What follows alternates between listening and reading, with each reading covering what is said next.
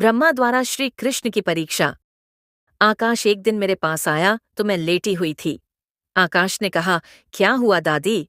दादी बोली, कुछ नहीं बेटा, आज टांगों में कुछ ज्यादा दर्द है। आकाश ने कहा, लाइए, मैं आपके पैर दबा देता हूँ।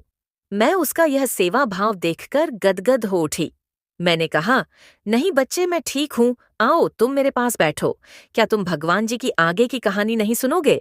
आकाश ने कहा, सुनूंगा, इसीलिए तो आया हूँ। आप लेटे लेटे ही सुनाइए दादी। दादी ने कहा, ठीक है, फिर सुनो। एक बार की बात है, ब्रह्मा जी को शरारत सूझी। शरारत क्या, वह तो श्री कृष्ण की परीक्षा लेना चाहते थे कि ये कौन है।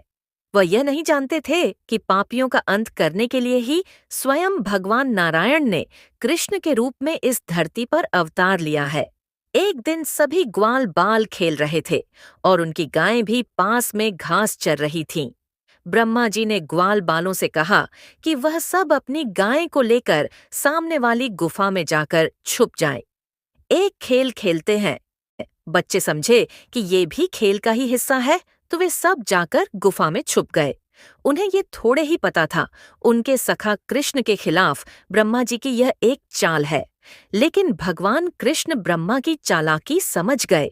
उन्होंने क्या किया कि जितने ग्वाल बाल और गायें थीं, उनके जैसा ही अवतार बनकर, मतलब उनके समान ही रूप धरकर, जैसे रोज शाम को घर लौटते थे वैसे सब वृंदावन लौट आए।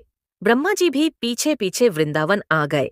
यह देखकर वे बड़े अचरज में पड़ गए कि ग्वाल बाल और गायें यहाँ कैसे मौजूद हैं।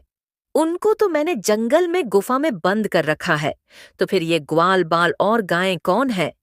उनको भगवान के प्रति अपने अविश्वास पर लज्जा महसूस हुई। वह समझ गए कि ये तो स्वयं भगवान है कृष्ण के रूप में। मुझे इनकी परीक्षा नहीं लेनी चाहिए थी। उन्होंने श्री कृष्ण से क्षमा मांगी और अपने ब्रह्मलोक को चले गए।